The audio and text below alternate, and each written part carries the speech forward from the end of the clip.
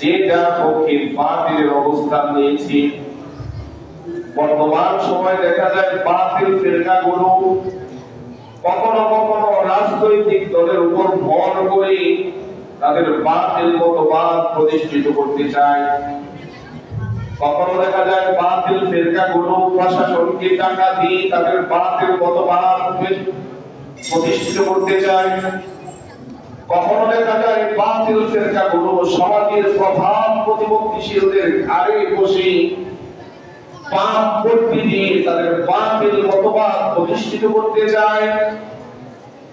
বাতিল মতাদর্শীদের পক্ষে যারা অবস্থান নেবে, তাদের পক্ষে যারা সুপারিশ করবে, তাদের পক্ষে যারা তাদেরকে সাফাই গাবে, তাদের মাল করে খেয়ে যারা তাদেরকে সুযোগ সুবিধা দিবে, কিয়ামতের ময়দানে বাতিলদের সামনে ওই সকল নেতাদেরকে আল্লাহ আগে রাখবেন।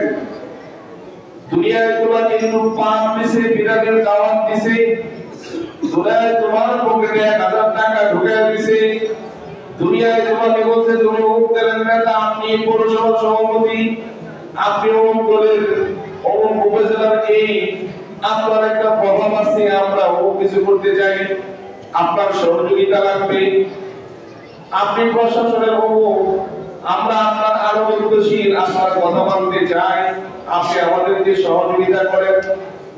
সুস্পষ্ট বার্তা মুসলমান।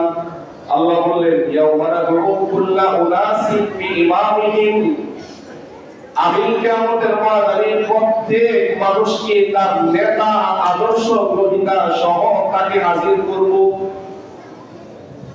আর যে ইমামের অনুসরণ করবে, খতিবের অনুসরণ করবে, আলেমের অনুসরণ করবে, হকের ঝান্ডা নিবে, সত্য জেনে বুঝে গ্রহণ করবে, ইমাম সহ খতিব সহ আলেম সহ হকের ঝান্ডাবাহী নেতা সহ আল্লাহ তাকে উপস্থিত করবেন। এজন্য মুসলমান সাবধান।